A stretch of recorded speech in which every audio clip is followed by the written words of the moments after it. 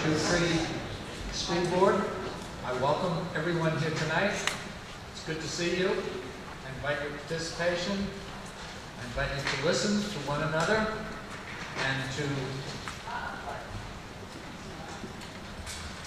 participate in what is our common goal of providing the very best education we can for children of RSU 3. Would you please stand and join in the salute to the flag? I pledge allegiance to the flag of the United States of America and to the republic for which it stands, one nation, under God, indivisible, with liberty and justice for all.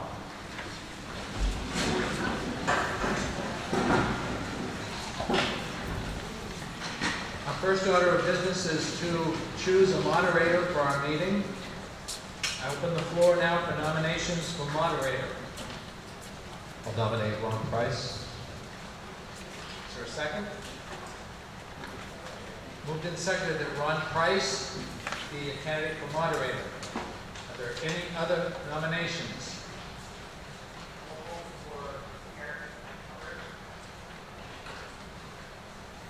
Okay. Hearing no other nominations, I declare the nominations closed and will ask there be 3 written ballots which we're required to have for C. Ronald Price.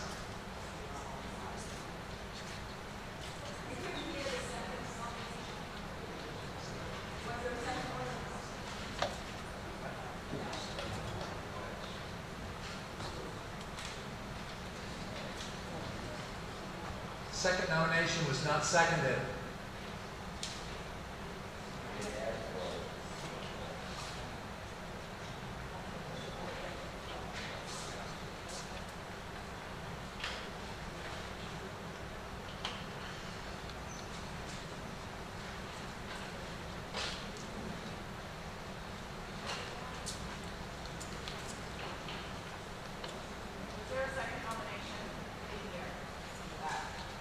There was a nomination, it was not seconded. Who was it? We didn't hear the nomination back there at all. Garrett Hubbard.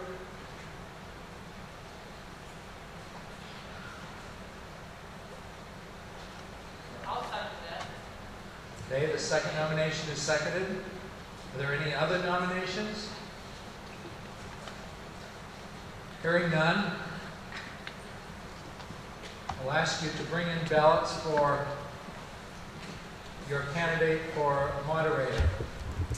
And we just need at least 3 ballots. I'm going to withdraw. Hubbard has withdrawn. So there is 1 nominee remaining.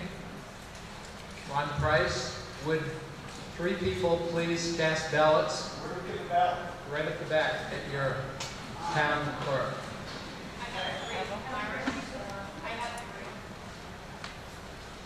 Tisha has 3.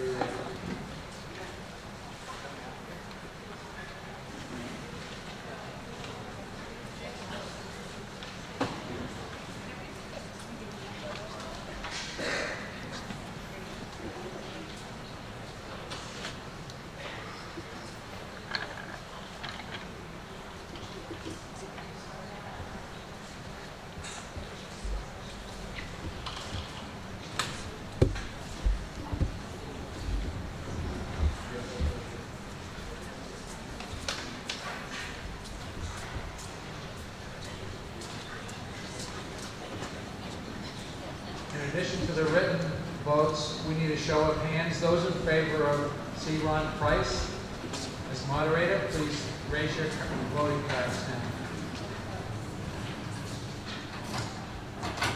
Thank you. In case you haven't registered, everyone has to register with your town clerk and get an orange card so that you can be voting. Ron?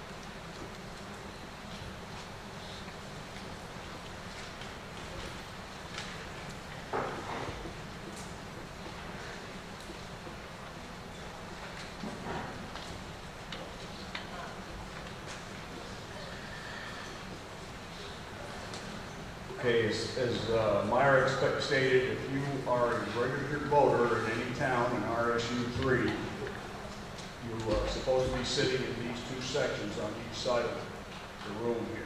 If you're a non-resident and a non-voting member, you need to be sitting over there on my right or your left. If you haven't checked in with your town clerk, you need to get one of these cards so you can vote. At this time, I will call the ballot clerks to come forward and be sworn in.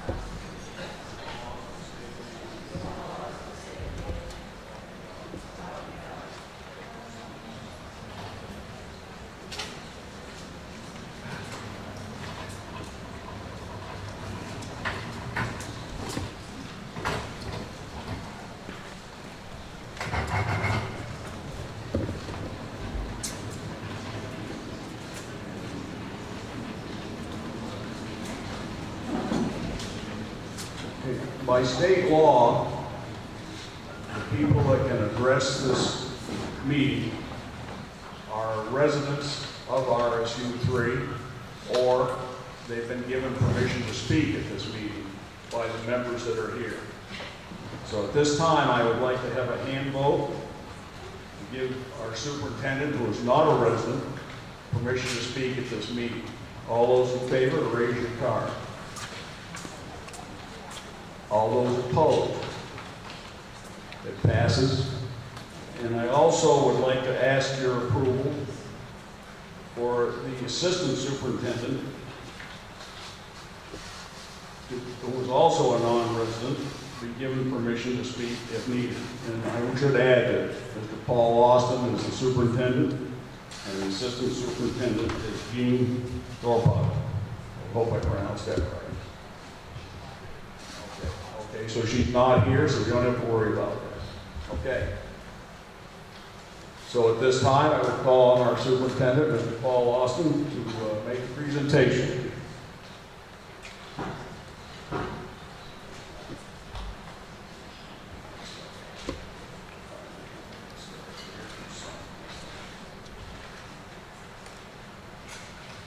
Good evening. Thank you. Thank you. I did say, as Ron mentioned, Jean Scrapple would have been here tonight. She did have a death in the family yesterday morning, so she's not able to make it, and she sends her regards. But I gave her the night off for good reason, I think, to do those things we need to do with family.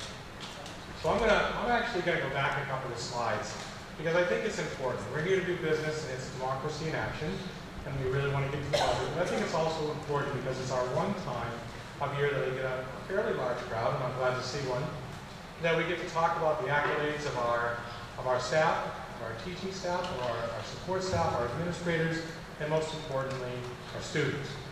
and it's important to highlight these things. So bear with me, and I will try to, as our board chair reminds me of Paul, sometimes you talk way too fast. So if I talk too fast, look at me, wave at me, do something, and tell me I'm going too fast. Okay? I'm going to go back on some of the accolades. It's really important, and excuse me, I'm going to get.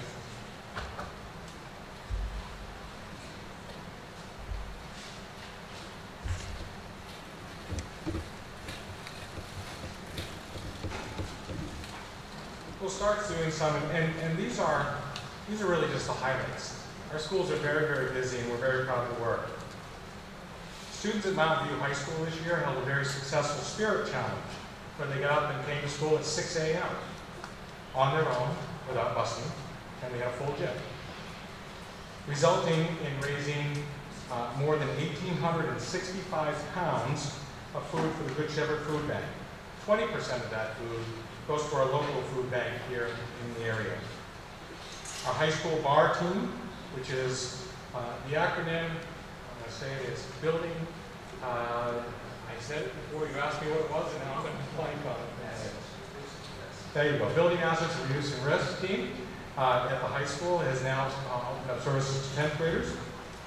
We had a student from the WCTC from the Waldo County Tech Center qualified for the Nationals in Graphic Arts, and will be going later in June. Students from RSU 3 took a number of international trips during the year. They've gone all over the world successfully. I'm always glad when they come back, particularly these days. Mountain View High School began the process of accreditation through NEASC, which we have to do every 10 years. That's our accreditation through the Indian Association of Schools and Colleges. Elementary students held the first annual learning fair, in which all K-5 students prepared and presented their work based on topics of interest. Mountain View Elementary held the third annual 5K color run and bike rodeo on May 13th with over 60 participants. If you haven't gone, I went last year. I just don't get the process of letting them throw colors at me. I don't know. They have fun. Meteorologist Chris Ewing presented the student body from the Performing Arts Center recently. 5th grade students from across the district attended Tanglewood to build connections with peers and anticipated their first year at Mountain View Middle School. I believe we have a number of staff and administrators that probably just got back from Tanglewood, so welcome. And Mountain View Elementary Student Leadership Team surveyed students about bullying, and after reviewing these results, they determined how to, quote unquote, make a difference in their school. Very important. You're up. Thank you. Troy and Walker staff participated in math professional development this year that was led by the principal and teachers who participated in graduate level math methods course. Community dinners at Troy and Walker elementary schools were planned by students and addressed their community concerns to them, or I think it is their community concerns to them. I think that's the word of it. They empowered student leadership teams at Troy and Walker schools. There were new learning orchard at Walker School and planning for a greenhouse at Troy School. That's exciting. Through collaboration with Waldo County Head Start, RSU 3 expanded pre-K opportunities to children across the district and increased from 3 days per week to 4 days per week. We reestablished the pre-K program at Monroe Elementary School this year. And through a partnership with Broadreach Family and Community Services, RSU 3 supported the new Sprouts program in Unity, which I believe just got a visit yesterday or last week from Department of Health and Human Services, Mary Mayhew. There was a colonial reenactment celebration at Morse Memorial School.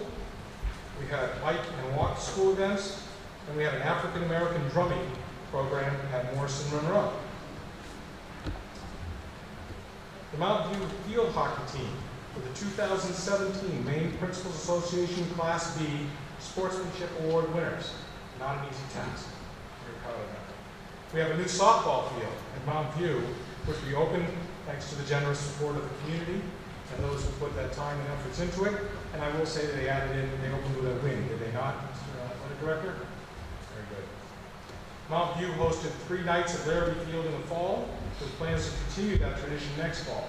It was one of the largest gatherings of a football game I've seen for a very long time, and I know soccer followed and had great results as well. RSU 3 has received numerous positive comments from officials across the state regarding our sportsmanship and approach to educating our students on the values of the game they play. The opening of the new trail system at Monroe Elementary School, which was also featured on one of the news channels. We had new playground equipment at Monroe Elementary based on the very generous offerings of the community. Senator Susan Collins visited Troy Central School. That was an exciting day. Well done, Mr. Weimer. Troy Central School book fair. We provided books to all students. Kindergarten students from Troy, I believe today, planted flowers at the town office. We walked over and did that nice field trip. And the garden programs at Monroe, Morris, Troy, and Walker elementary schools were recognized as exemplary programs in the state and provided our students with engaging activities that enhance learning. My last page, I promise. Important. The RSU3 Adult and Community Education Program was the proud recipient of a 2016 Library of Congress Literacy Award that recognized the outstanding work of the SPICE program. I had the honor of accepting that award at the Library of Congress in Washington. It was an incredible event, and we should be very proud of their efforts. RSU3 had continued success with community eligibility provision, which provides universal free lunch for all students for the 2016-17 school year. Through this program, 68% of our students participate in the breakfast program and 70% participate in the lunch program. These are both above the state average of student participation. RSU3 expanded partnerships with local area farms, supporting our agricultural-based communities through procurement of high-quality, locally produced food to serve our students and staff. And RSU3 continued to provide fresh fruits, vegetables, and dry goods to families in need throughout the district via our grant from the Good Shepherd Food Pantry. RSU3 was also awarded the Summer Food Service Program grant to support the transportation of meals to outlying schools of Troy Walker Community, as well as operating the school food service program in the Mount View complex in an effort to ease childhood hunger throughout the communities of RSU3. We have a new ropes course at the Mount View complex, thanks to the Gear Up program and grant. An after-school program for middle and high school students, which, if you count the piece on, I think it was WCSH, Coming of Age in America program, was also featured. And student participation in the Saving Smiles program was recently featured on WCSH, and I think it was yesterday on 207. Congratulations to all these things. I think it's really important to recognize the work of our folks.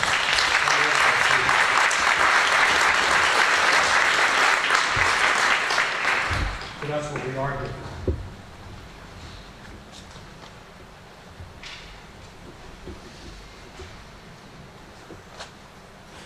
Go one more. There you go. So as we get into the proposed budget, it's always remember why the school board does what they do. And their task is to create a school budget that balances the needs of our children with the needs of our community. It's a balanced approach that takes into account both needs. The mission of RSU3 is to ensure personal success through personalized learning. We believe that success in learning equals success in life.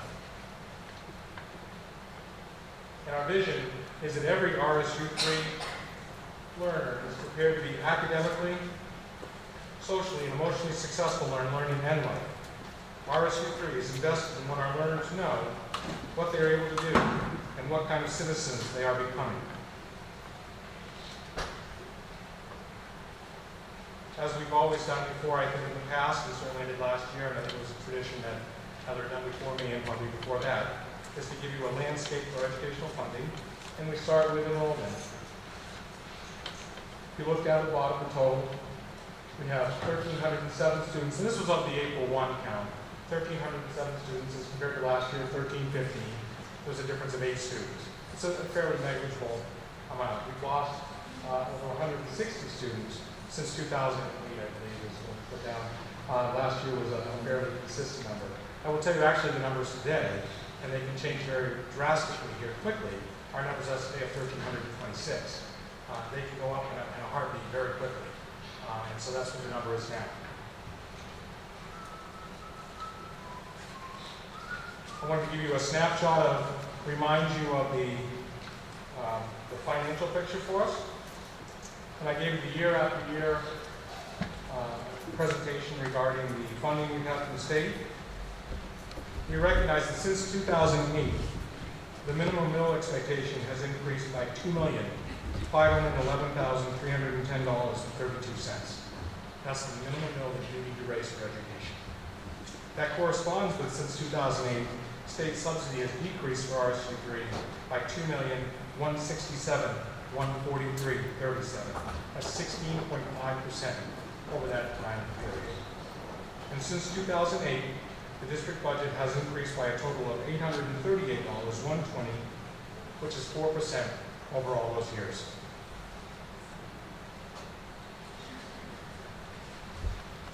So the highlights of this budget, and you probably read my the paper that came out.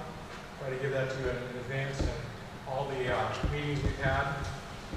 So the FY18 proposed budget, which starts on July 1, represents an overall expenditure budget of $20,654,000 for the school year beginning July 1.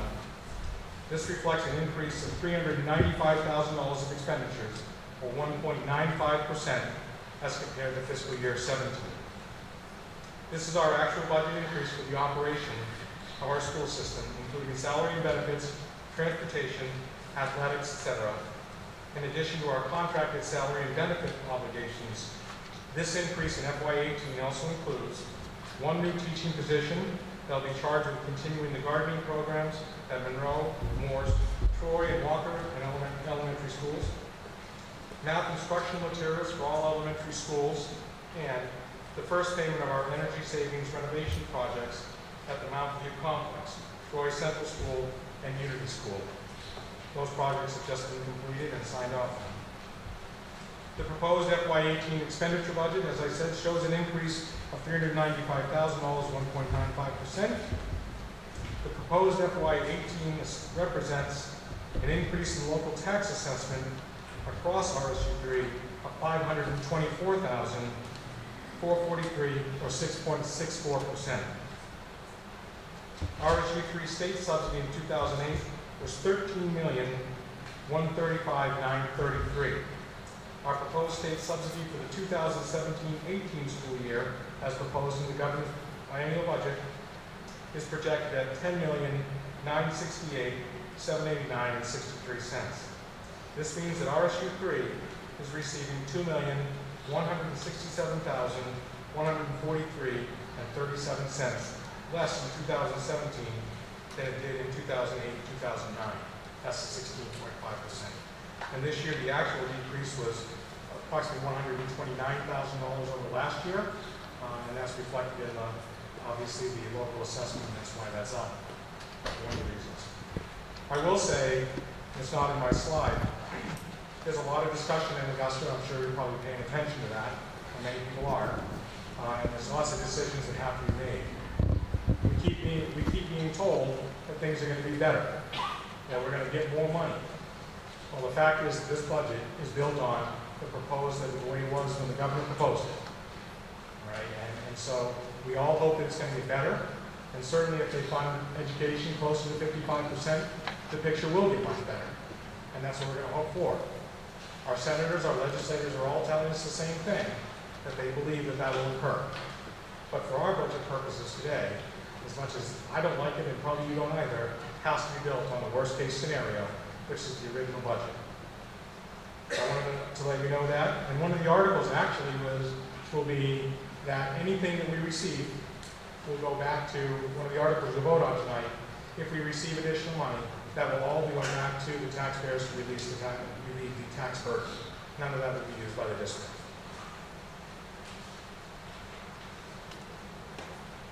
So I know a lot of this is going to be redundant. But the proposed budget, $20,654,000. The increase of $395,000 is 1.95%. The local share is $524,443, 6.64%. And it has three main additions, as I've already said. The one new teaching position, the garden programs, math instructional materials for all elementary schools, and the first payment for our energy savings renovation projects. I'm going to go in a little detail on each one of those because I know there's going to be a lot of questions probably on some of those. The first one is the elementary teacher of garden projects. With the food corps grant ending this year, the board has proposed the addition of $70,000, which is the approximate salary and benefit for an elementary teacher to continue the garden program at Monroe, Morse, and Walker Elementary Schools. The primary responsibility of this new position are to promote and support experiential learning for elementary students throughout the garden projects at Monroe, Morse, Troy, and Walker Elementary Schools.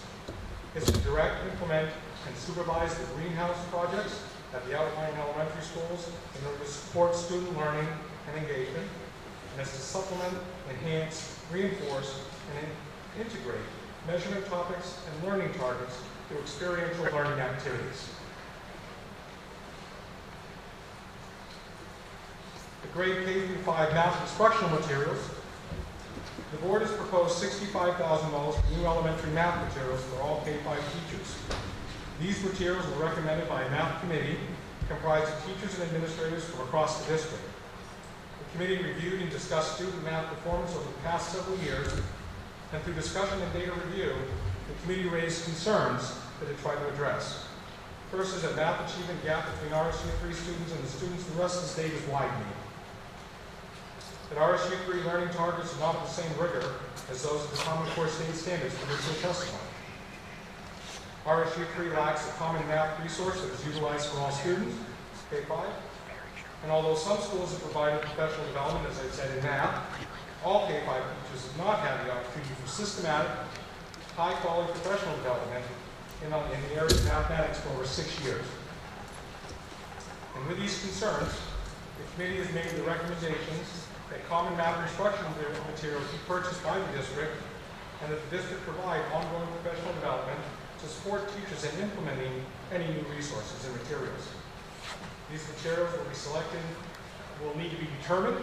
They're still working on that. And actually, I expected that to happen yesterday, but with this route that did not happen yesterday, we're very close to that. And those will be vetted, obviously, by the board when those are recommended. Finally, the first payment of the Energy Savings Conservation Project, called ESCO. The proposed FY18 budget includes the first payment of $117,490, which is spread out over 15 years. Sorry, it's $117,494 every year for 15 years.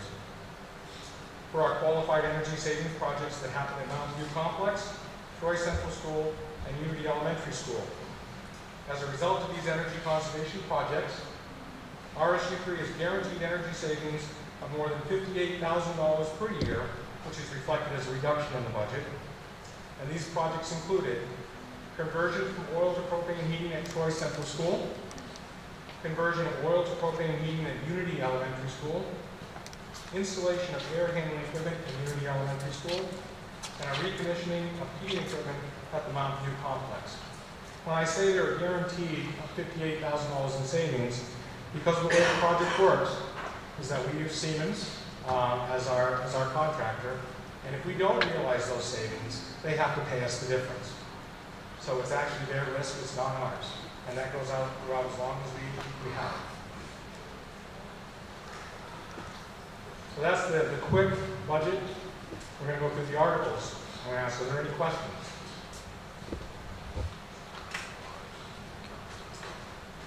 Right. How much is the budget will pay if minimum wage with the schools that what the Morris, Troy, and Walker Elementary will get if they have to, use for their learning program? How much will it cost for the budget cost if we go, how much the money will cost for like the learning program? Johnny, that's included in that $20,654,000 price. That's included in. That's a $70,000 addition to the budget. Okay? And that is like salary and benefits, insurances, and things like that for a teacher. Okay?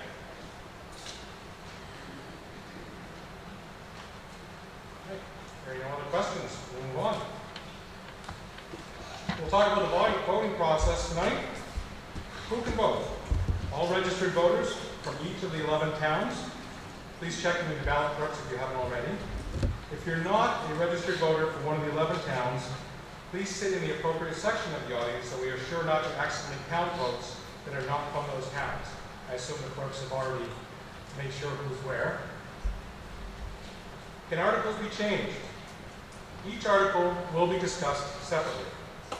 For each article, a motion will be made by the board chair and seconded by the finance committee chair to get the article on the floor, and with the RSU 3 recommended amount. After discussion is ended, the moderator will call for a vote on the article. Amendments may be made from the floor to either increase or decrease the total article amounts for each article. However, please keep in mind that only the article total can be changed up or down. Individual items cannot be added or subtracted from the budget itself. The budget process. So who do I address my questions to? Once the article is on the floor, all questions will be directed to the moderator twice. The moderator will then direct the question to the person most likely to have the answer. The moderator will read each article. The RSU 3 board chair and finance committee chair will make a motion. And second, as I said before, to get the article on the floor for discussion. And information on each article is included in the budget vote, mostly between pages 6 and 7 and 29 to 31. Are there any questions about the process? All right, you're done. I'll invite the moderator back up. I'll get my stuff on the way.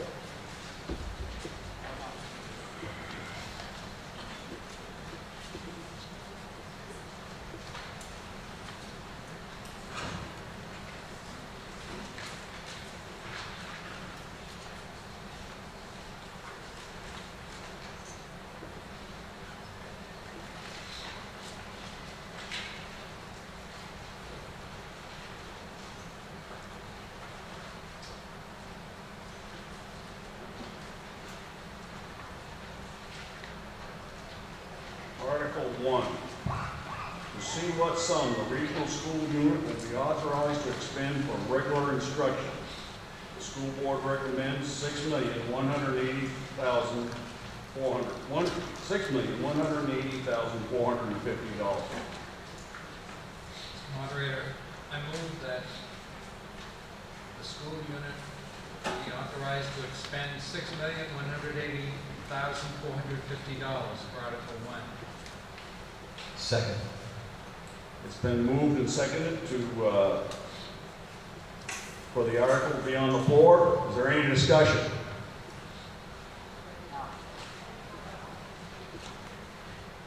Yes, ma'am. My concern is the fact that you're going to hire somebody to teach kids to do gardening when they live in a rural section, and I don't think it's necessary. So I would like to see that that is decreased from this section of the budget. I didn't hear what you are recommending. I'm recommending that you do not fund the gardening program for $40-some thousand. Well, if you listen closely. I know what you said. Okay, well then you can say that, but if you want to make an amendment to the content of this article in regards to the amount of money. Yes, I do. I want to make an amendment. Okay. I want to hear what the amendment is. My amendment is that I don't think it's necessary to have a teacher to teach gardening in a rural area. That's not an amendment. It's valid. That's not an amendment. You have to give me a dollar amount. I want to amend this article to say I want to reduce it by $70,000 and not have it on it. Okay, you want to reduce the article by $70,000. Yes, sir. Okay. What is your name, please? My name is Bonnie Kearns and I live in Thorndike. Okay, thank you. Is there a second to that amendment? Is that a second? Yes. Okay, it's been moved and seconded to reduce the article of $6,180,450 by $70,000. Our first order of business here is to discuss the amendment. So, anybody want to speak to the amendment or against the amendment? You now have the floor. And I encourage you to use the microphone so people can hear what you're saying. Who's the first one? Yes, ma'am. If we are living in a rural area, don't we think that it would be best to be educating people on how to garden? I think that's probably important since a lot of jobs will, can utilize that sort of education. If you have education, you can get a lot of different jobs here after graduating high school, and I think that's important. So you're speaking against the I'm amendment? speaking against the amendment, Okay, yes. would you give your name and residence, please? Kayla Anderson, Brooks, Maine. Okay. Thank you. Yes, sir. Ma'am, I'm sorry. My name is Margot Hayes. I'm from Montville, and I am speaking for the amendment to reduce by $70,000 the budget to cover that placement. I think right now, where we are as a district, we've already increased our budget load on our taxpayers with the bond issue that went through separately. I think the budget that we're looking at is going to add a burden. I think we really need to, as a district, begin to rely a little bit heavier on our community and what our resources are that are available to us. And I believe in our district where we are heavily skewed in our demographic toward the agricultural nature, that we should tap our community resources for that as opposed to funding a position. We have many other areas that could deserve those dollars in gardening. So would you give your name and residence, please? Margot Hayes, Montville. Okay, thank you. Next. Speaking against the amendment from Zan Hubbard, I live in Knox. I understand what they're saying, and I prefer to work within the local community. But if you're going to utilize the local community, there's all kinds of things that people have to go through as far as security clearances and background checks, things like that. However, in this day and age, with the direction this country is headed in, we need to be able to teach our kids how to be self-sustainable. And by starting this gardening program or continuing it at the young age in the elementary school, I think is a really good idea, because then you're getting the kids involved in recycling and composting, and you're giving them an additional educational thing other than just reading, writing, and arithmetic. You're also giving them something they can carry on through the rest of their lives. Thank you. Next, this gentleman back here was up there first. All right. As the whole amendment seems to be around the $70,000 gardening addition as an educator, would there be possible to clarify what the $70,000, what the education position is to be doing? Is it just gardening, or does it relate to some other aspect of education? Go ahead. The answer to that is you hear this okay?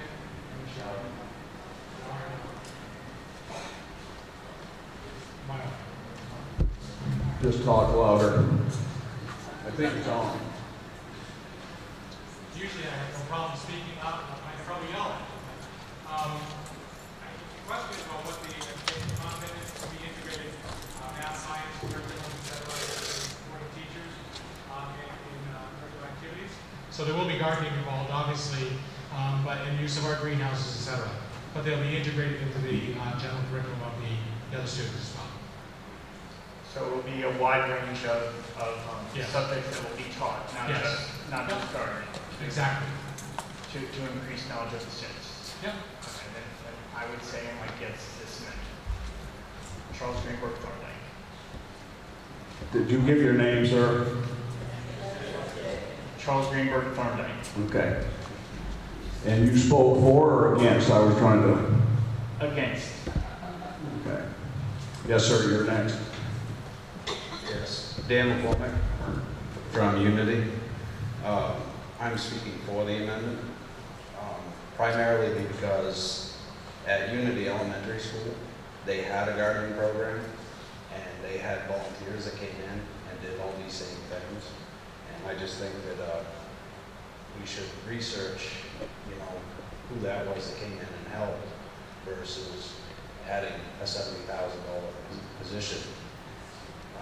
In our town, we have cut $20,000 on our taxpayers because we are having taxpayers losing their homes. And I just think in this climate, adding another position to do something that in the past has been done on a volunteer basis is it's a lot to expect for your taxpayers to pay that kind of money. Thank you. Next. I am speaking against the amendment solely because of my experience seeing the food court that we've been blessed in this community to have at both Troy and Walker, and then a little later at Monroe and Morse. And this position is to replace that food court member that we've been, like I said, blessed to have in this community. And what I've seen is it's giving another opportunity for educational opportunities for our students.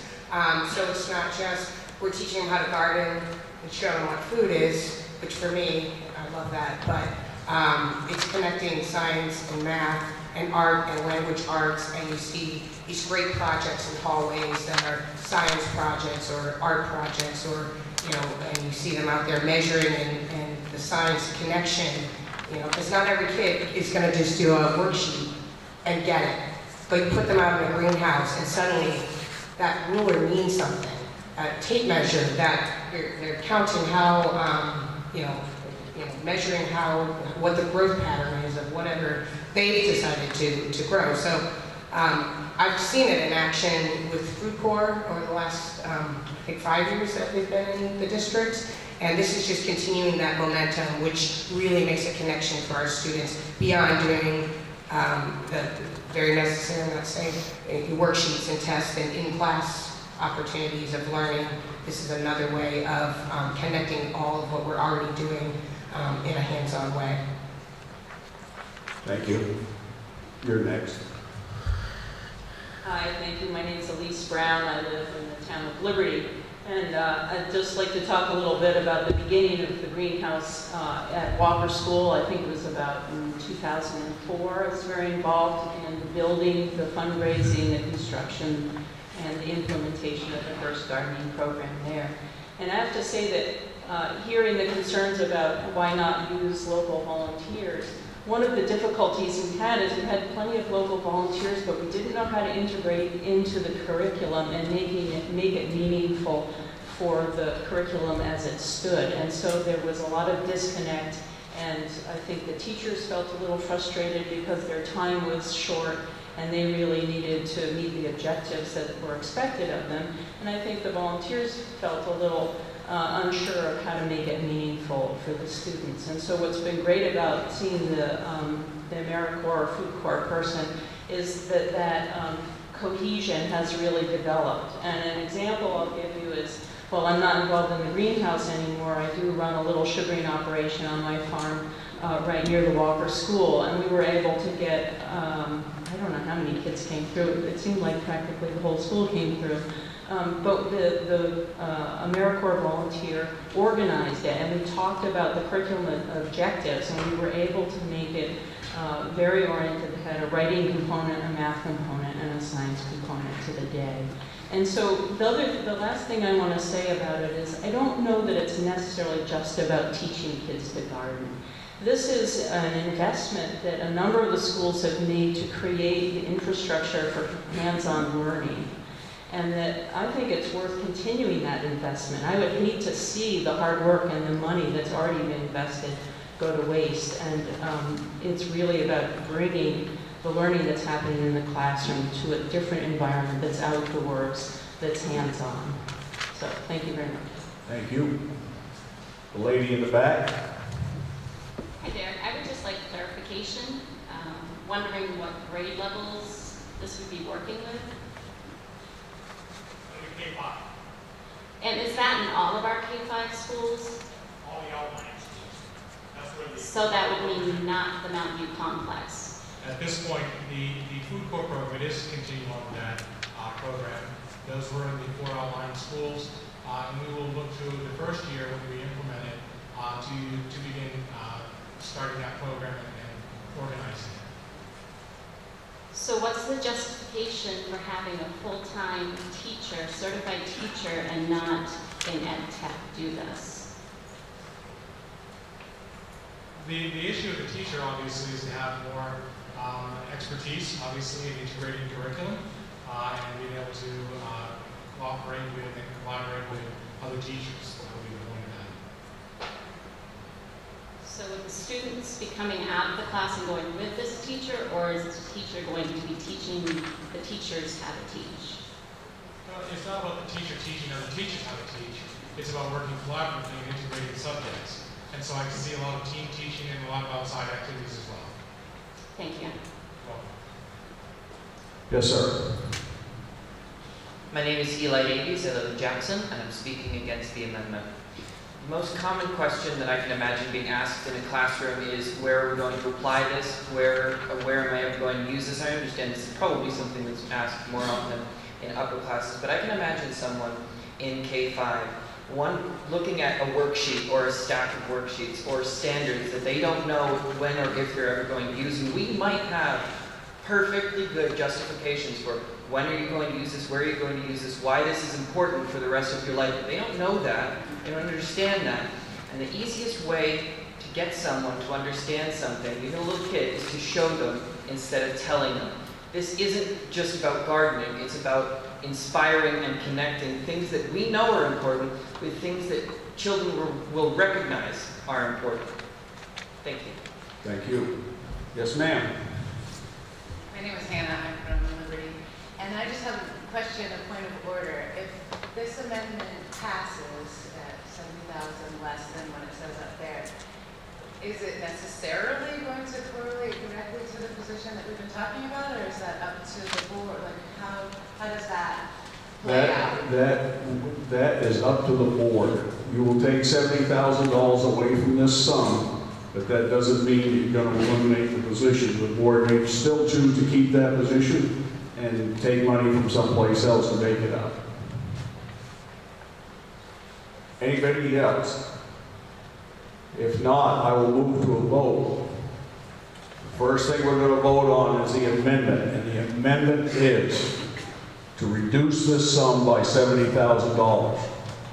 All those in favor of the amendment, raise your card.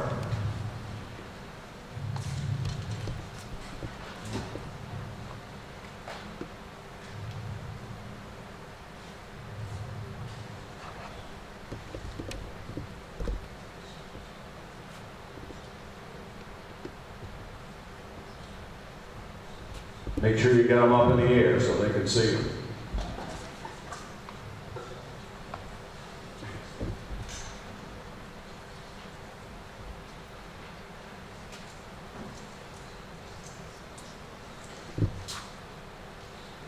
Do we have a count? 26. We do? Okay. All those opposed to the amendment, raise your card.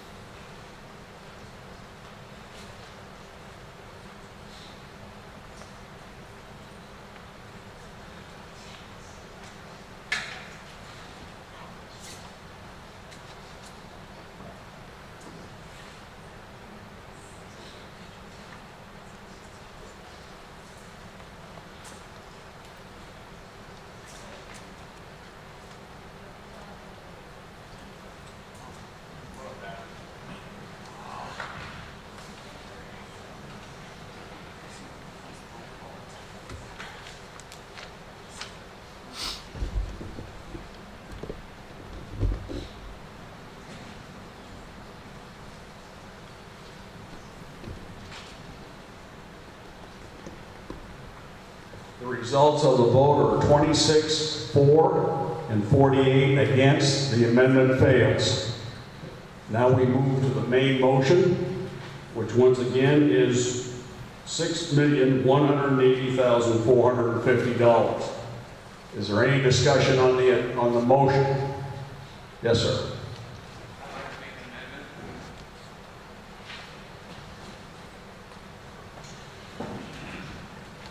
I guess I would first ask a question, and that is if this dollar value reflects any reduction in positions. It does not. Does not reflect any reduction. That's right. I would propose then that we reduce the amount by $210,000. The reason being that the enrollment of the school continues to decline. The superintendent stated that the enrollment is down 160 students in the past 4 or 5 years. Is that correct? Since 2008. Since 2008. And there hasn't been any reduction in staff in the past 2 or 3 years.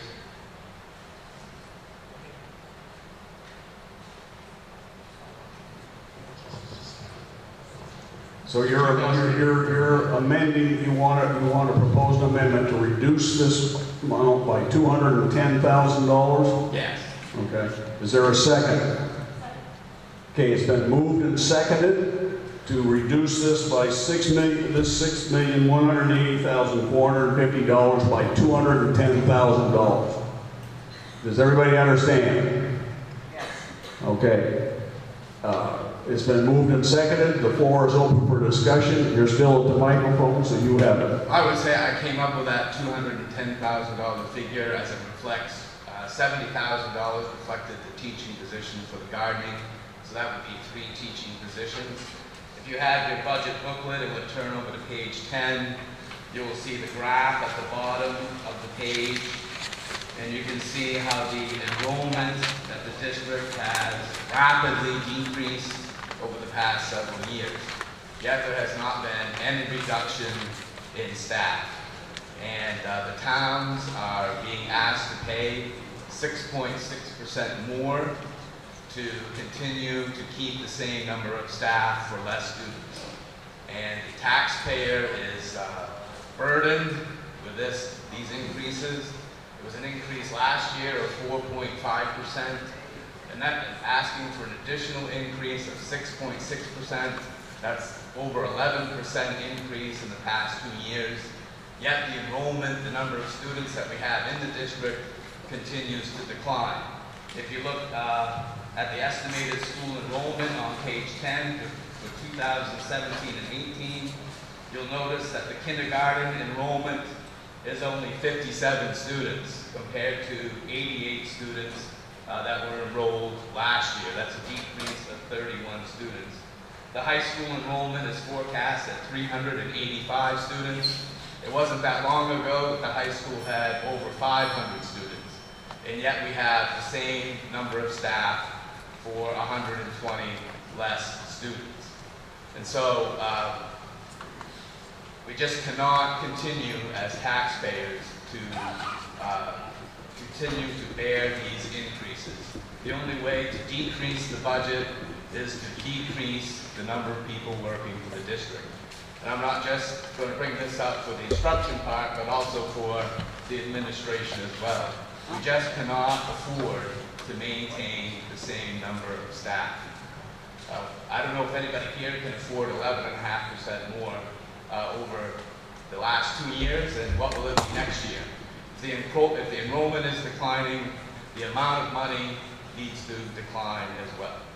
I know the state is reimbursing us less.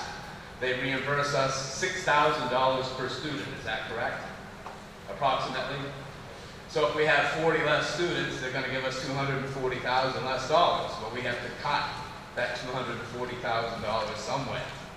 And so we have, the only way to really reduce a big dollar value in this budget is to reduce the staff.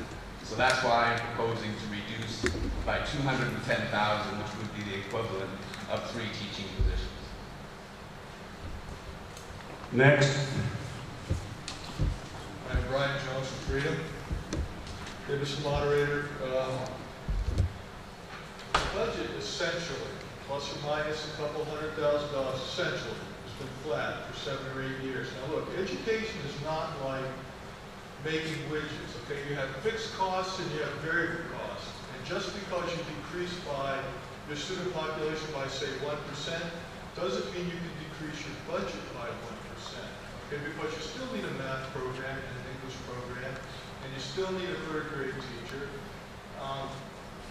Look, what I really want to say is look, as a selectman in Freedom, we're struggling with this. Okay, we're looking at a $500,000 increase for a school budget that's been functionally flat for 7-8 years. Let's talk about where the real blame is and where the real remedy for your rising property taxes is.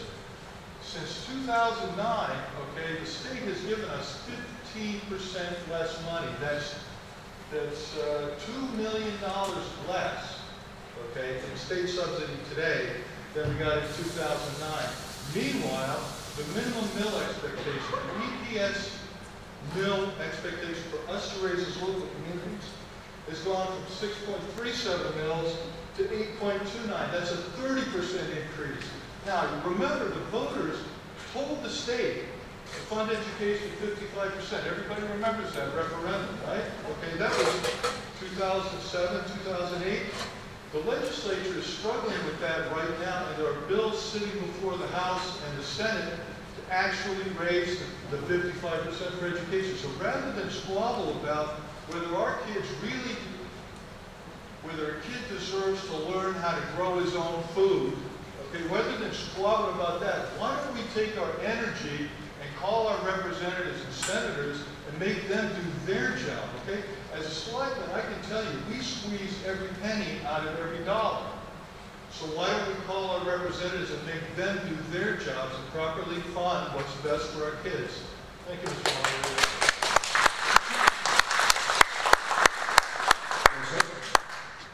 Eli Davies Jackson. I just had a question.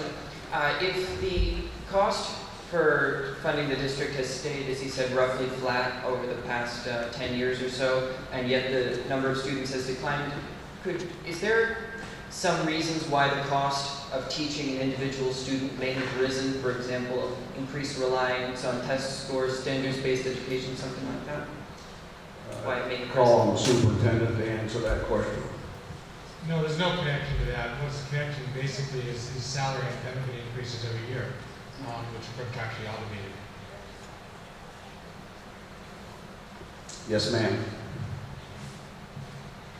My name is Ashley Covey. I'm from Troy, and I have children at Troy School. We actually have had a population increase at Troy School over the last few years. We've seen an increase of 79 to 101 students, so that's actually a 22% increase in students. So decreasing the amount of staff and teachers that we have would really not make any sense, because if we cut the staff, who's going to supervise and teach our students? If we have an overall decrease, that doesn't necessarily mean that cutting staff is going to make any sense. Asking our staff who, cultured into really great staff who teach our students phenomenal things, who teach them things that we could never hope to get our kids to understand. I cannot teach my kids how to multiply fractions, no matter what I do. Their teacher tells them, and that my kids can multiply fractions. We need our staff to be happy and feel like they are supported, and constantly feeling like they're going to be on the chopping block because we have community members who feel like they don't deserve to have a job, and that they constantly feel like they are looking at the budget going, wow, we don't have enough kids to support having these staff members. Really isn't good for our kids. We have data that shows that we have enough kids in special ed services at Troy that we actually could use more staff members at Troy. We don't have enough staff members to support our staff right now with a half-time principal and a half-time special ed teacher, which we've spoken before about. So we would really like to see an increase in staff. We would like to have a full-time special ed teacher. We would like to see full-time support staff at special ed, ed techs, more people in Title I, things like that who can really help out our kids. This is what this budget is supposed to be for. This isn't to, like Liz said earlier, why are we squabbling over who is allowed to learn gardening in school? When we're really concerned more about who is having meltdowns at school because they literally cannot function. And there's no one there to take care of discipline problems on a regular basis in a timely manner because the principal is split between two schools. Because we've done that to try and save the school district some money. And we understand that. That's been done to save money. We only have so much to go around. But to say that we need to start cutting some of that money doesn't make any sense at all. Because our staff are starting to feel really unsupported, especially hearing community members who don't have children in our schools, who don't come in and see all the wonderful things about our schools, who don't come in and volunteer and help out with literacy nights and the STEM programs and see all the money that is put into our schools from their very pockets, from each staff member. We have staff members who spend so many days after school, hours and hours, making sure everything is done so that they can be present every single minute of the day with their students. And just saying that, well, we've had some kids not show up anymore. We have some kids moved out of the district from the last 6 or 10 years. So we should cut our staff load across the district. What sense does that make? So when we have 40 more kids come in, what are we going to do? Hire 3 more good teachers? Where are we going to find them? Because we had 3 good teachers we let go in 2017 when someone who doesn't have kids in our schools said that we paid our teachers too much. And those teachers have found another job really appreciated. So I think it's important to remember that we have to, as a community, remember that these SEP people, these teachers, aren't just here, you know, they aren't here just because they want their job, they like what they're doing. So we actually have a real need for more staff. And I would really like to see that as an increase. I would really, the families at Troy actually and the staff would really be disheartened to see that there would be such a decrease at any point in this budget for staff members. I think that would be really awful. So you're basically speaking against the amendment? I am very against this amendment. Okay, that's what I need to clarify. I think that would Pardon? Sir, that's why I'm standing, sir, that's why I'm standing here. Brilliant minds. I would like to make a motion to remove the question, please, Linda Ward from Brooks. Okay, the motion has been made to move the question, which means this is not a debatable motion. It's a majority vote. So all those in favor of moving the question, which means we would vote on the amendment without any more discussion, raise your card. All those opposed? The motion carries. We're going to move immediately to a vote on the amendment. The amendment being to reduce the amount in Article 1 by $210,000. Is there any discussion on the motion? Okay. We're going to vote on the amendment now. So all those in favor of the amendment, raise your card. This is in favor of the $210,000. Okay, all those opposed? The amendment fails. Now we're going to move to the motion.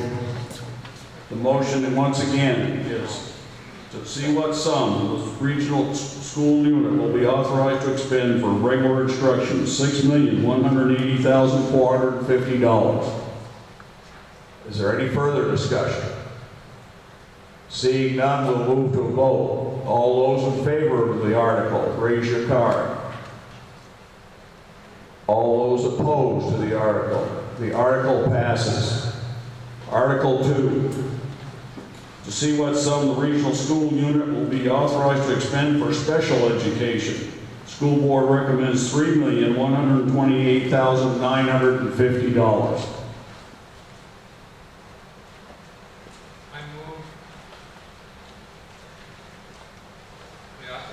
$3,128,950 Seconded. Been moved and seconded to address the article number 2 in the amount of $3,128,950. Is there any discussion? Yes, ma'am. I would like to know the number of students that are in that population, please. One moment.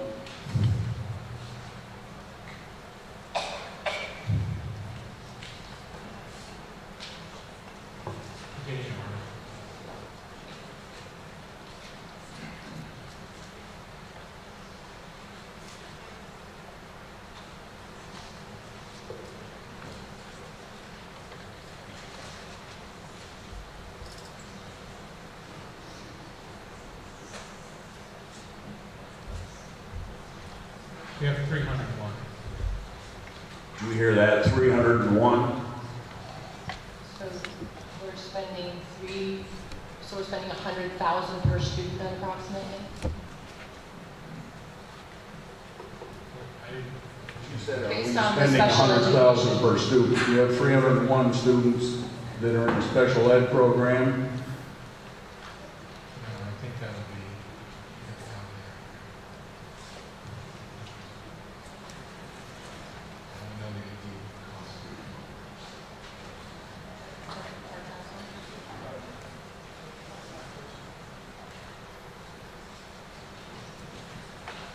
And are those in-district dollars or out-of-district? My understanding is that we have several students that are not, or at least a few students that are not allowed in the district for their special education. Apparently their situation doesn't mesh with ours, so we educate them outside, like through Spur Week and things of that nature. First question we have is the average cost per student, and that's $10,000. And the second part of that question is if you're asking if we have out-of-district students, and we have a number of those between 8 and 10, I believe, right now. And those are the ones that we cannot meet the needs within the district, and we're federally obligated to ensure a free and appropriate public education. Thank you. Is there any other discussion? Yes, ma'am. I would like to make an amendment to this article. Okay. That we increase this article to include a full-time special ed. You can't do that. Okay, to You increase can the increase budget. the amount of money. Okay. Whether it just gets used for that or not, it's up to the school Increase board. the amount of this article, $70,000, for the purpose of, Can't do that. here's why though. At True School, as I spoke about, we have had an increase in students, and we have had an increase in the amount of special ed services that have been required at our schools. And having a half-time principal and half-time special ed teacher being split at Walker, it's left some of our teachers unable to deal with some behavior issues or other things that have occurred in a timely manner because their places in the classroom. And having an extra hand in the school, such as the full-time special ed person, would be very beneficial to our students. Just today, there was quite a few students that could have really benefited from having an extra person there. Even with all the other people in the school, sometimes it's just not enough when you've got the special ed students who really just need their special ed teacher that they're bonded with. And when they're out of the school, who is left to deal with that? If we're asking the teachers to deal with it, who's left to deal with their classroom when the lead teacher is stepping out to deal with them?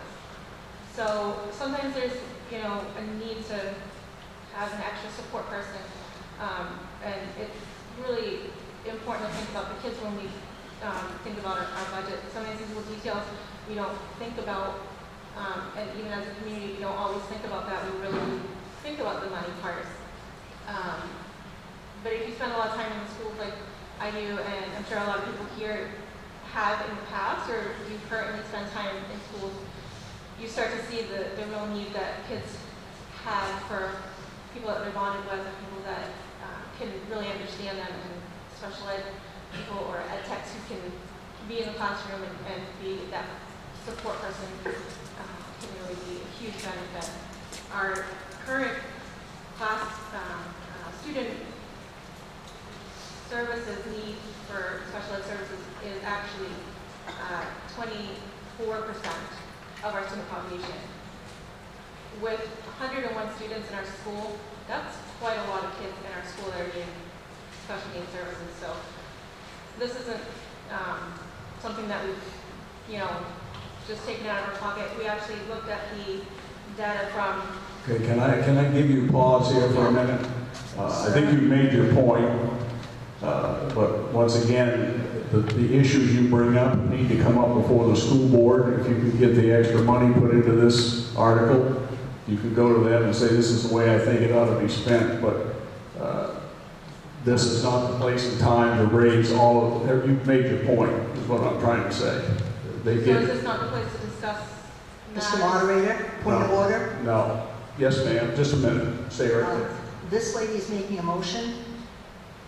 Is that correct? She is making an amendment to raise this article by $70,000. Has anybody seconded it? Yeah, I thought there's somebody seconded it. Did somebody second it? Yeah, it was seconded. It was seconded, okay. I apologize, I didn't hear the second, Okay. and obviously the discussion should take place after the second. I apologize. I'm not really trying to shut you off, but I think you've made your point on why you want the extra $70,000. Unless you've got something really more pertinent to say. I got a whole lot to say. Well, some of that stuff, like I said, you need to bring to the school board. Well, if you're trying. They are, but this meeting has got a long ways to go. And you know what I'm saying. Now, if you've got something extra or more that you want to say that will be very pertinent to this so we can move on, you can. Okay, thank you. Is there any other discussion? Ron, Yes. I like the passion that's out there. They can hear me. Can you hear me in the back? You should be able to. The one thing that Mr. Price was talking about is the school board. I sit on the finance committee. We need to start having folks show up. They're all public meetings. There isn't anything that this school board does that is not supposed to be in the public. Matter of fact, legally, everything that we do, all of our business is done in the public. So please, show up for regular school board meetings, but the committee meetings where we do actually a lot of the work is where the public should start showing up. Because if you have a passion about certain topics, bring those up with us. We want to hear it. And that's all I've got to say about this. I don't want to see discussion shut off. We obviously have to move on, but at the same time, they're all published, they are public, and I would encourage the public to come to school board meetings, more importantly, our committee meetings. Okay. There's public comment in those meetings. Okay. Thank you. Is there any more discussion on the amendment? The amendment being to raise the amount of money in Article 2 by $70,000. Hearing none, I'll move to a vote. All those in favor of the amendment to raise the amount of $3,128,950 by $70,000 more. Everybody understand that? Okay. All those in favor of the amendment?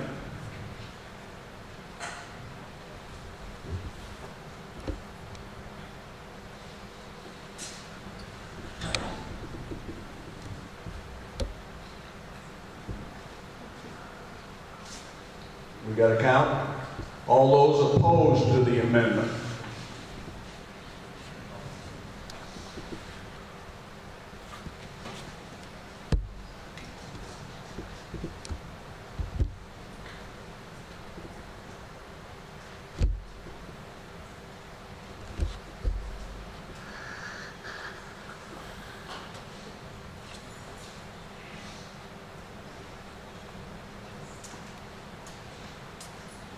Okay, you can put them down.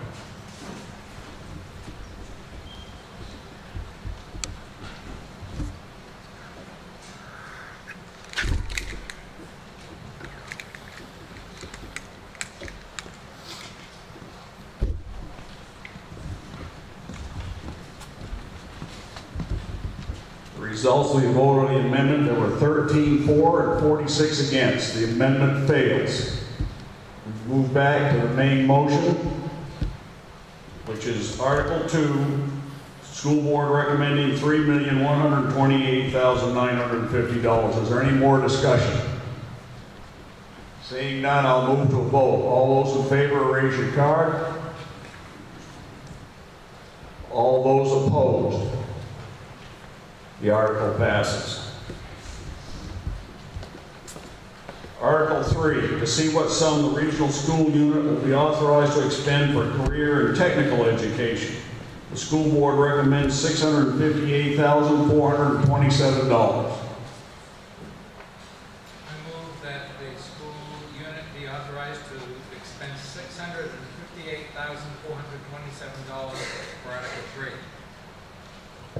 Second. It's been moved and seconded to approve Article 3. Any discussion?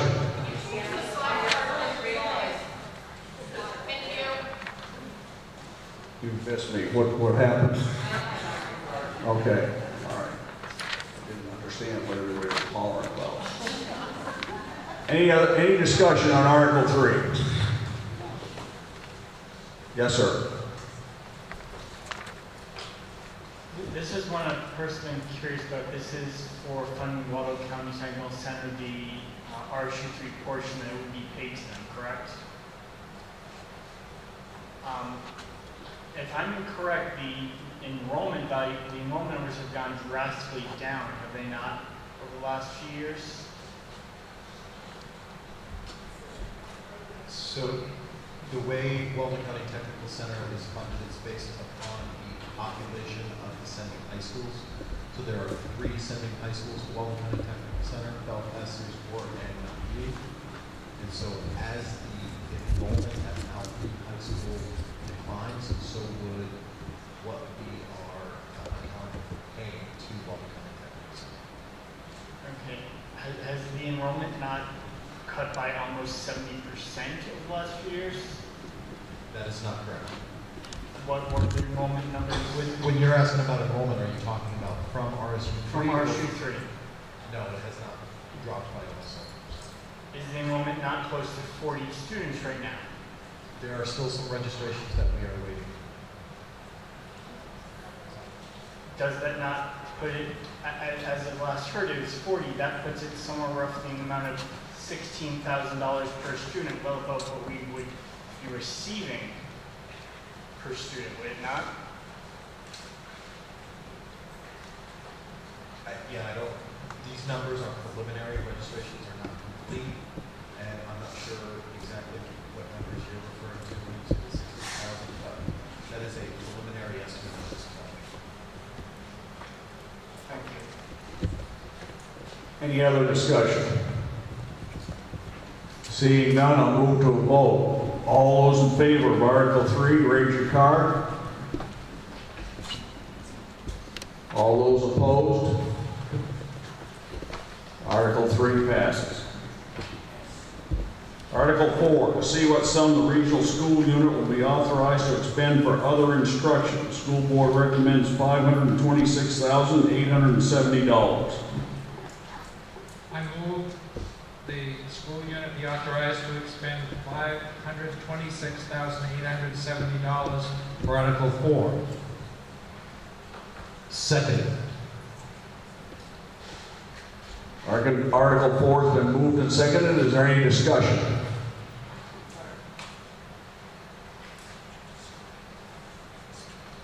Did I hear something? Okay. Yes, ma'am. What is other education? What is other? Is that your question? What is it says for other education, other instruction? What is other? It's listed underneath. Okay. The question is, what is other education? It's on the board up here.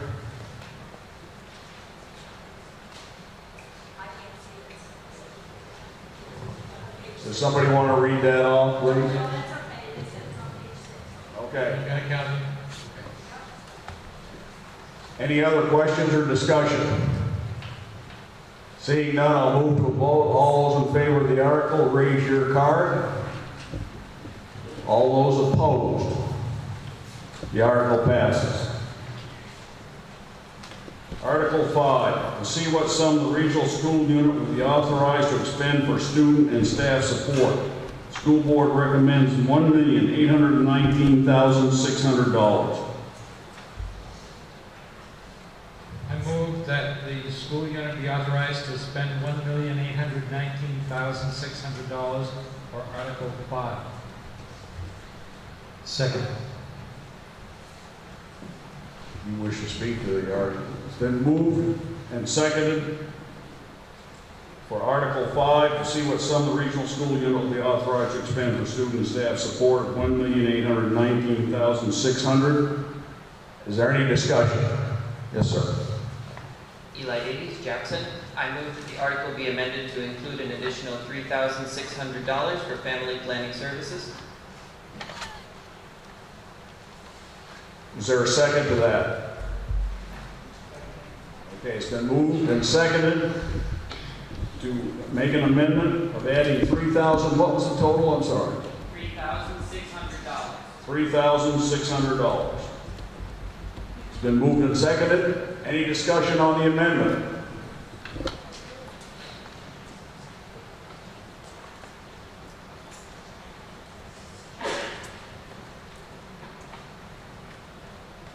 Since we have added family planning into our district here, has there been any changes in our guidance department?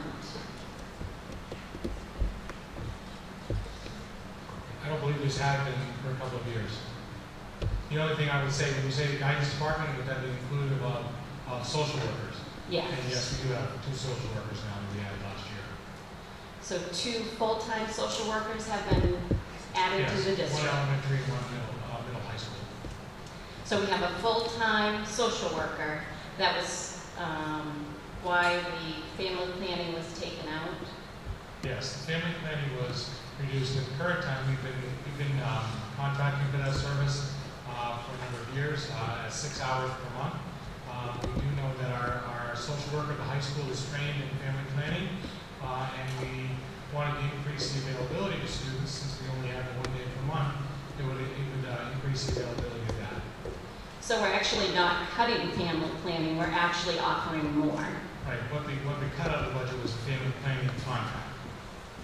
So that was, just to be redundant in this question, the social worker then is picking up the piece, so these funds would not be necessary to cover that Yeah, need. the social worker will pick that up, that's the question. Yeah.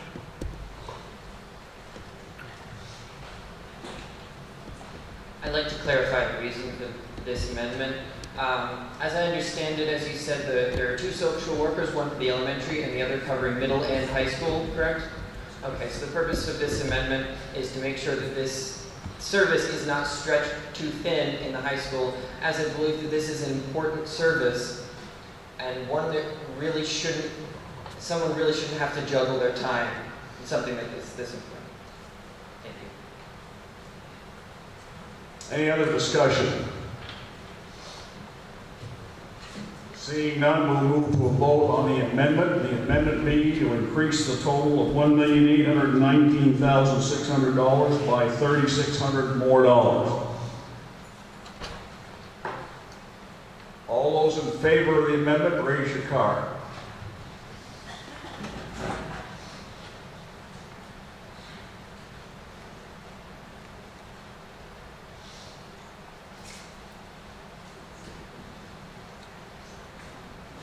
Okay, all those opposed to the amendment?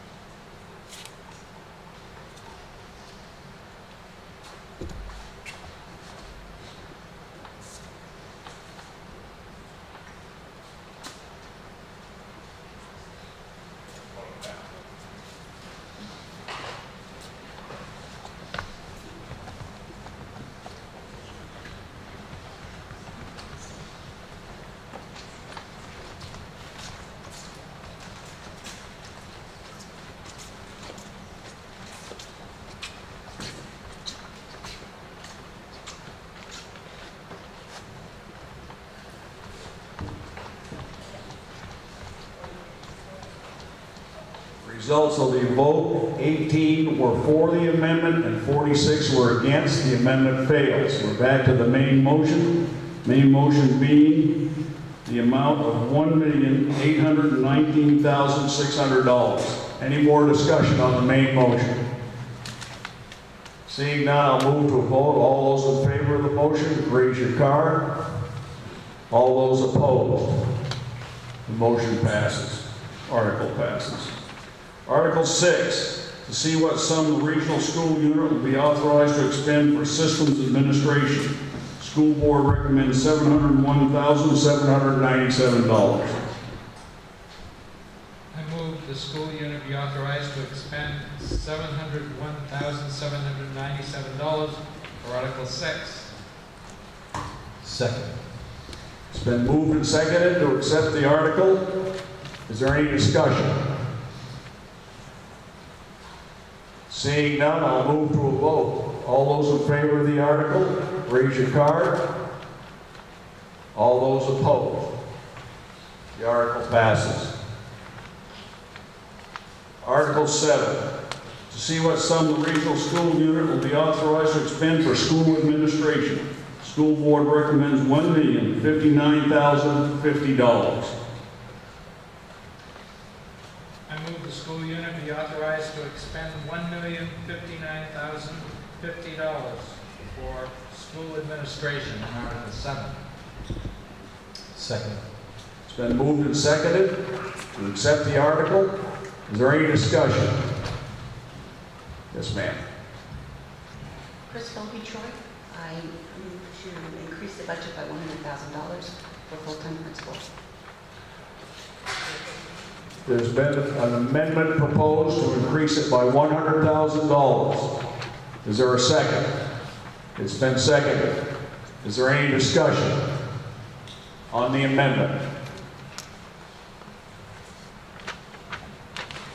As much as I would be thrilled to see the staffing changed into 2 schools that are some of a distance away, we cannot afford to take on an additional principal with benefits at this time. We have 3 candidates that have been presented to us as parents and faculty. I feel like there were 2 really strong candidates. I feel like both of them would have would be able to adequately serve the schools, and I think at this point in time we need to allow for that adjustment to see if going forward will be okay, and further the discussion if it doesn't work. But right now, with the potential of the 2 candidates, I feel like that would be an unnecessary spending. Is there any other discussion on the amendment?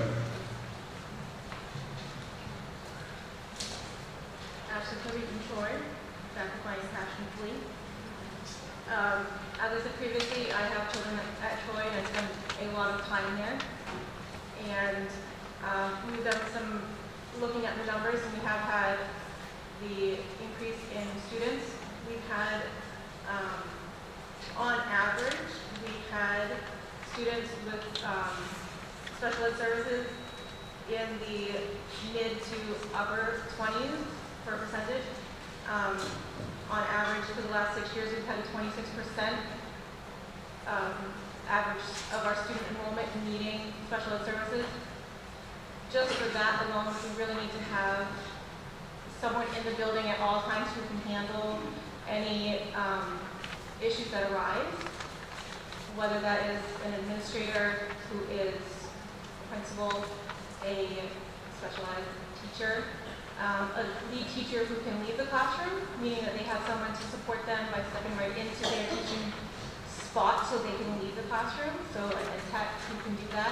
Right now we have no ed techs that can do that position, so the teachers all have to wait until there's the principal or the special ed come back from Walker School, which is actually quite a distance, more than actually I thought myself. I mean, I know where Liberty is from Troy.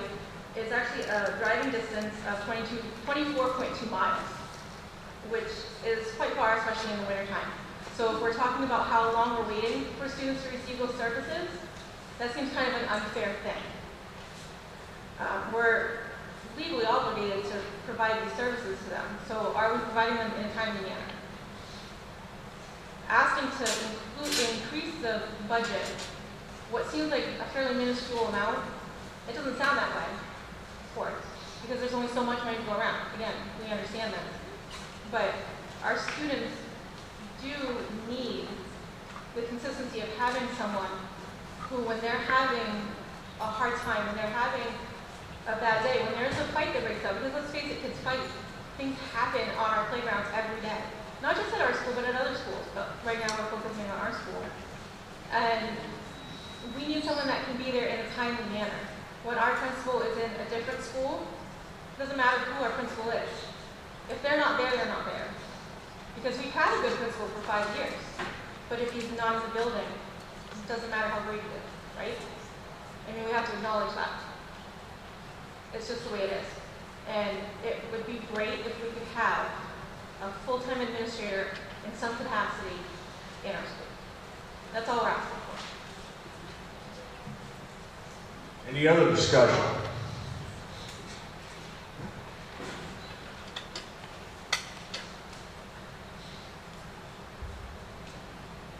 Hello, Nicole Caruso, also living in Troy, parent of 2 children at Troy Elementary. I'd just like to add to what Ms. Quimby had to say, and that is I don't think we can afford not to invest in our kids the way that we need to. We have, again, about 26% of our students requiring at this point special education services. We can't afford not to meet those needs. Any other discussion?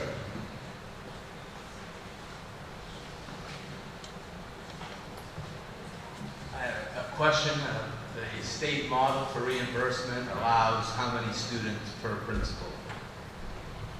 300 elementary to 1 principal. So 1 principal for every 300 students? Yes. And how many students are there at the Troy school? We have 600 and... No, at the Troy school. Oh, at Troy, it's right around 100. We have 100 students. I'll give you the number. It's 100. But the state model is the 305 students per principal. 300 per, yeah. Thank you. Any other discussion on the amendment?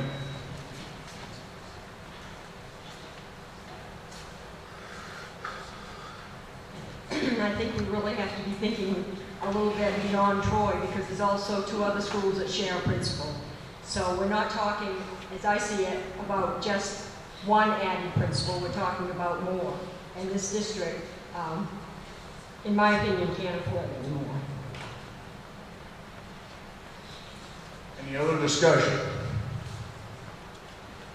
Okay. I'd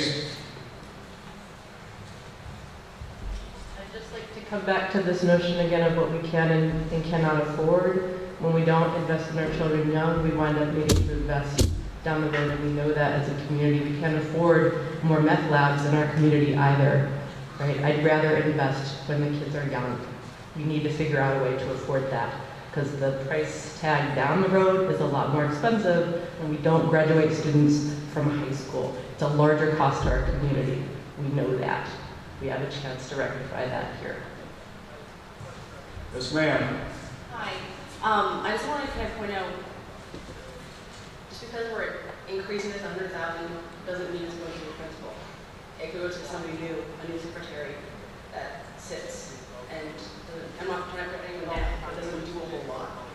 It doesn't necessarily mean we're being a principal. No, I'm not putting down any secretaries, and I apologize. No, I'm not saying that.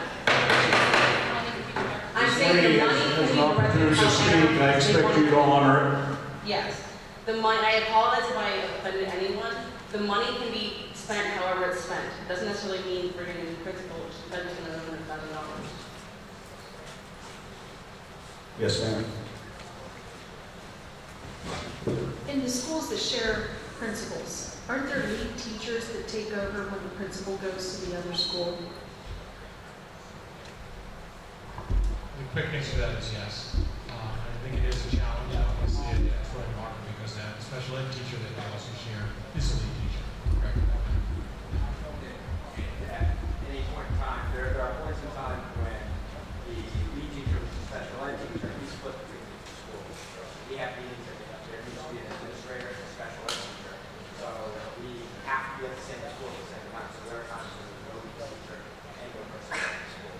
Okay, so why don't we appoint a different lead teacher than the special ed teacher? That would be based on if somebody applies for that. It's open every year. So it goes to, obviously, if there's only one person, that's the special ed teacher, that's who you get. Right. But that's open every year. But, if that's the issue, then the special ed teacher should not be permitted to take over as be the lead teacher.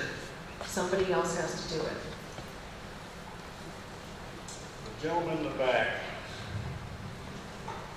I just want to say, Wendell, the lady said we're there. There's 2 other schools, deal with one principal as it is. Just want to make a comment about the meth lab. A principal is not going to be schooling the meth lab problem. That's not the principal's job. Dealing with drugs and stuff like that, has to do with parenting in the community and policing that and try to teach our kids. That's not the principal's job, that's the parents' job, that's the relatives and stuff who can teach the kids. That's where it starts. That's something the principal, we don't need that. That's all I got to say. And before we go any further, I once again would like to remind the people that are at this meeting that what we're discussing is funding. And we can say we want more per article or less per article. But we're running way over here on discoursing on whether we're going to solve the meth lab problems or other things, because that we're not going to, that's not the place for it here. And it's not the place for it here to try to dictate to your school board how they manage the money that they get. They're telling you what they want the money for. You can raise it or lower it. So I just want to make that clear. Yes, sir. I'd like to move the question. Okay, the question has been moved. That's a non-debatable question. All those in favor of moving the question, raise your card. All those opposed? We have moved the question.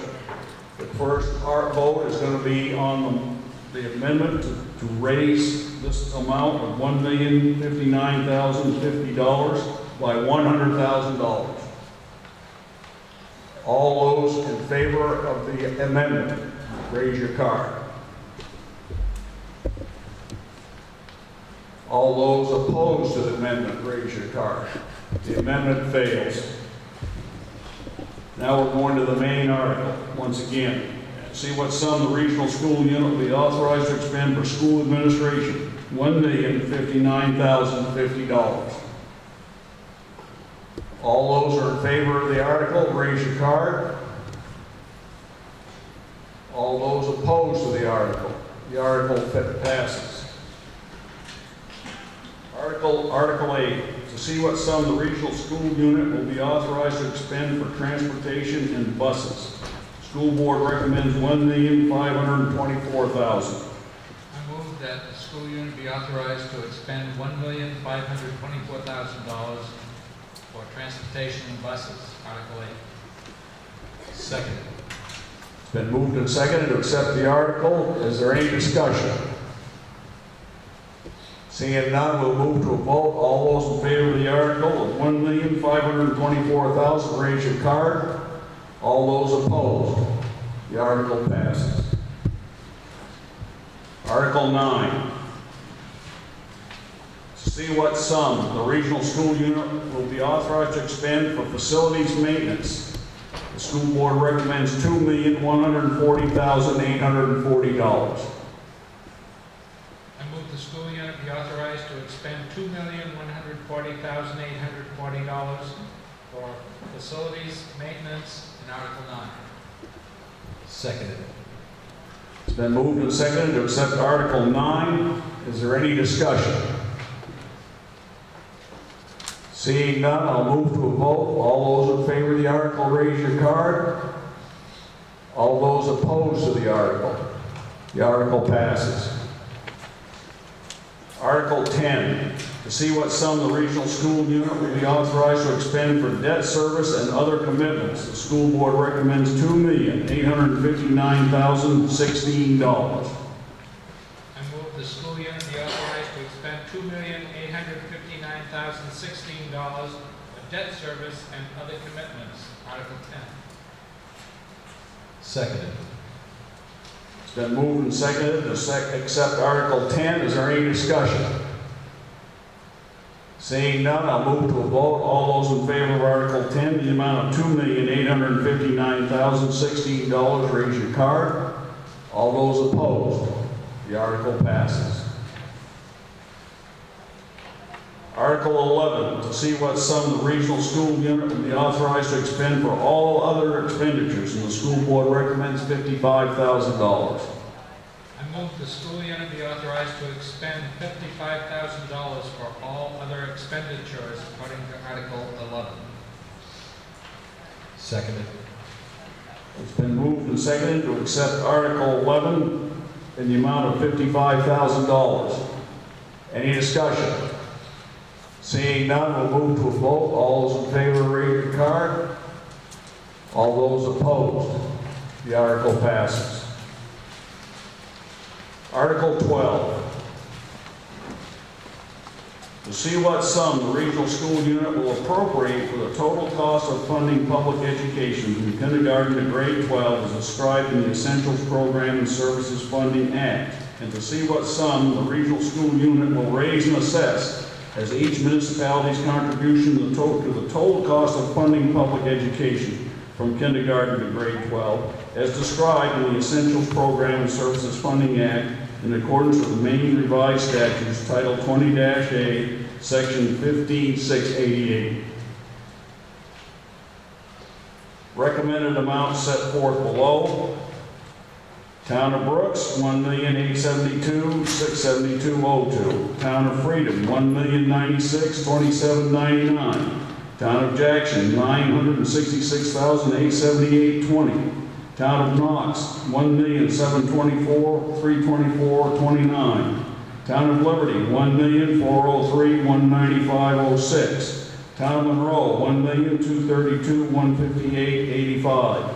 Town of Montville, $1,417,157.20. Town of Thorndike, $1,642,296.71. Town of Troy, $2,247,904.53. Town of Unity, $3,003,605.36. Town of Waldo, $846,454.74. Total appropriated of the sums that I've just read was $17,452,674.95. The total raised in regional school unit assessments by municipality. Town of Brooks, excuse me, $564,134.50. Town of Freedom, $481,510.83. Town of Jackson, $302,446.83. Town of Knox, $441,580.67. Town of Liberty, $1,528,828. There we go. $1,058,218.50. Town of Monroe, $576,845.83. Town of Montville, $652,212.33. Town of Thorndike, $406,210. Town of Troy, $506,933.50. Town of Unity, $1,468,88.83. Town of Waldo, $448,903.50. Total raised, sum of the above is $6,483,885.32. I move the regional school unit appropriate, raise, and assess sums included in the explanation of Article 12. And a total of $17,452,674.95 appropriation. And the raised from a total of $6,483,885.32. Second. It's been moved and seconded to accept Article 12. Is there any discussion? Seeing none, I'll move to a vote. All those in favor of Article 12 as read, raise your card. All those opposed, the article passes.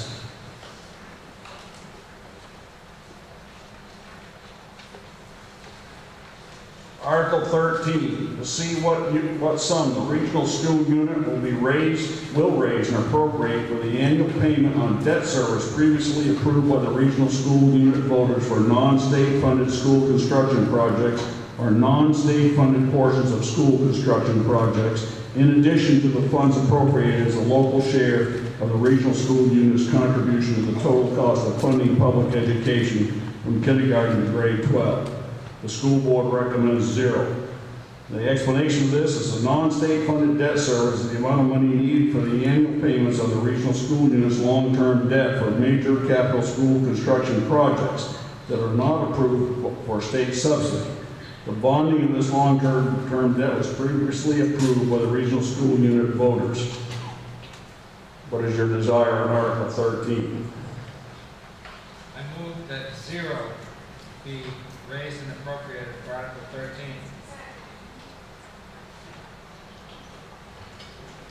Did somebody second that? Okay, it's been moved and seconded. Is there any discussion? Seeing none, all those in favor of Article 13, raise your card. All those opposed, the article passes. Okay, Article 14 is requiring a written ballot.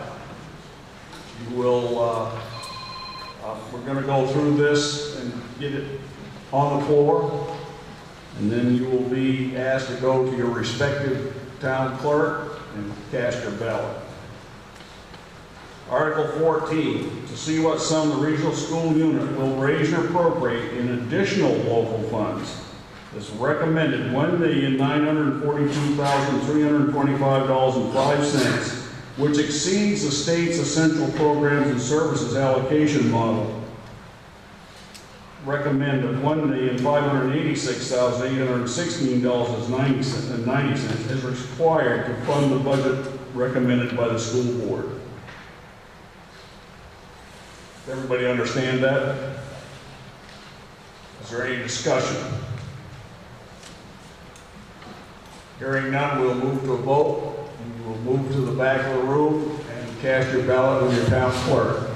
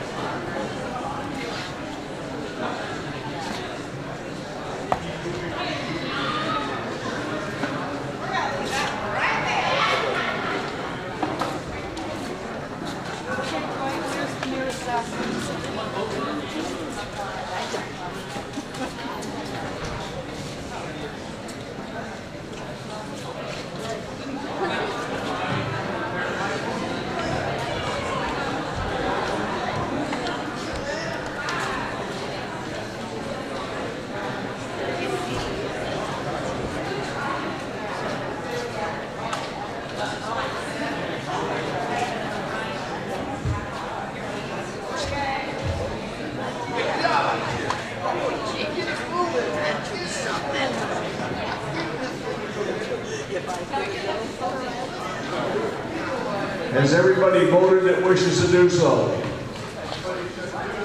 I voted. I didn't vote.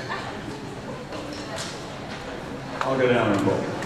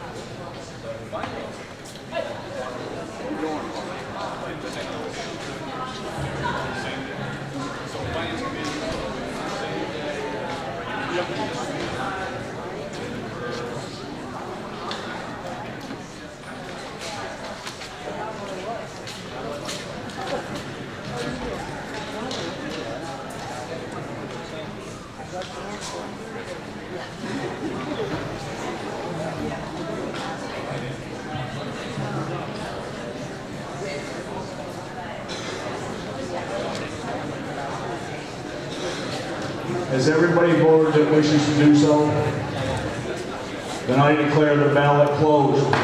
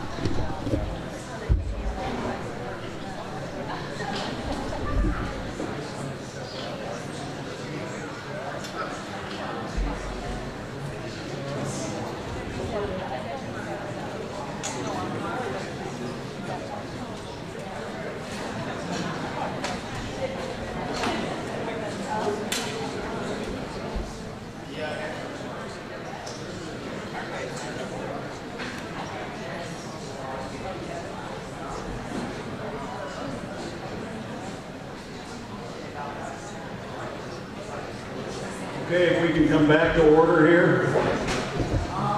The results of the vote on Article 14, there were 63 yeses and 12 noes. The article passes.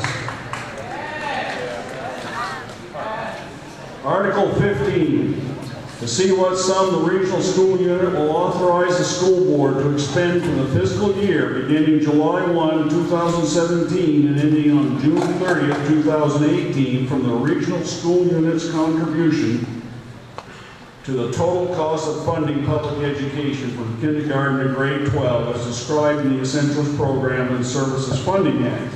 Non-state funded school construction projects, additional local funds for school purposes under the Maine Revised Statutes, Title 20-A, Section 15690, unexpended balances, tuition receipts, state subsidies, and other receipts for the support of schools. The school board recommends $20,654,000. I move the school unit be authorized to spend $20,654,000 as specified in Article 15. Second. Is there any discussion? Seeing none, we'll move to a vote. All those in favor of Article 15, raise your card. All those opposed. The article passes. I've been asked, by the way, by the ballot clerks, when you vote, to see if you can get your cards up a little higher. They're sinking a little as we go along here. So. Article 16.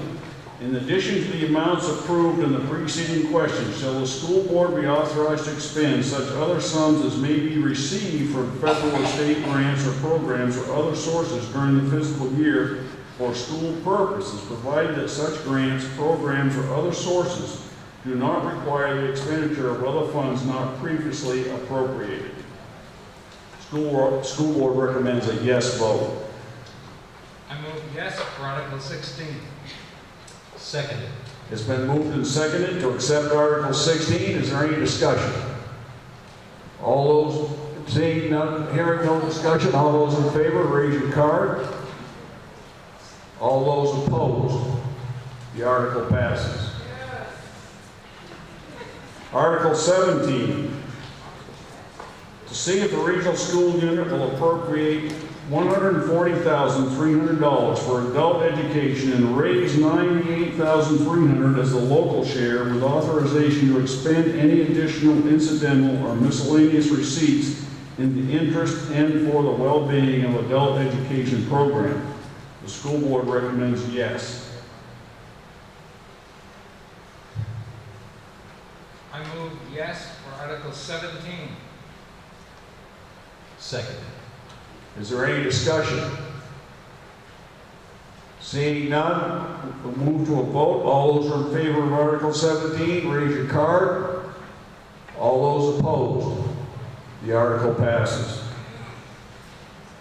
Article 18, shall the Regional Career and Technical Education operating budget as approved by the Cooperative Board for the year beginning July 1, 2017 through June 30, 2018 be approved in the amount of $1,892,898.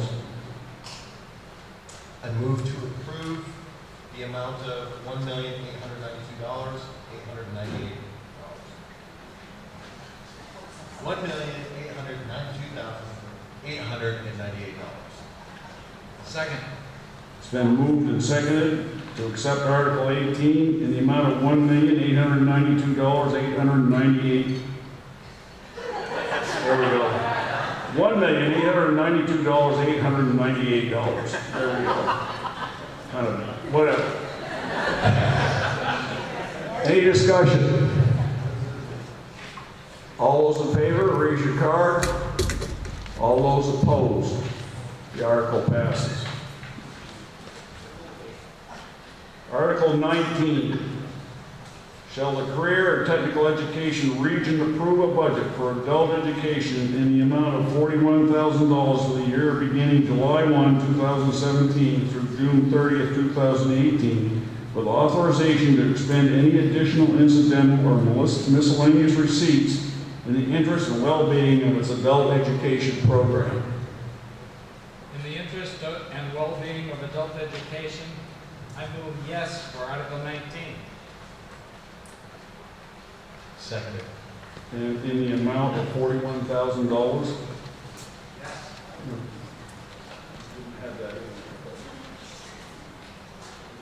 Moved and seconded to accept Article 19 as read. Any discussion? All those in favor raise your card. All those opposed, the article passes.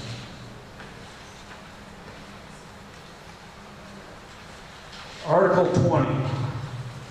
Shall the school board be authorized to transfer up to $50,000 of unexpended balances to the capital reserve fund for repairs and improvement at the regional school units, schools, and buildings? School board recommends a yes. I move yes for Article 20.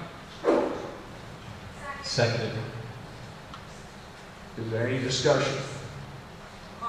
Seeing none, all those in favor raise your card. All those opposed, the article passes. Article 21. In the event the regional school unit receives more state education subsidy than the amount included in its budget, shall the school board be authorized to use all or part of the additional state subsidy to decrease the local cost share expectation as defined in Title 20-A, Section 15671-A, parenthesis 1, parenthesis B, for local property taxpayers for funding public education as approved by the school board. School board recommends yes. I move yes for Article 21. Any discussion? All those in favor of the article? All those opposed? The article passes. I would entertain a motion to adjourn. Raise your card. We are adjourned.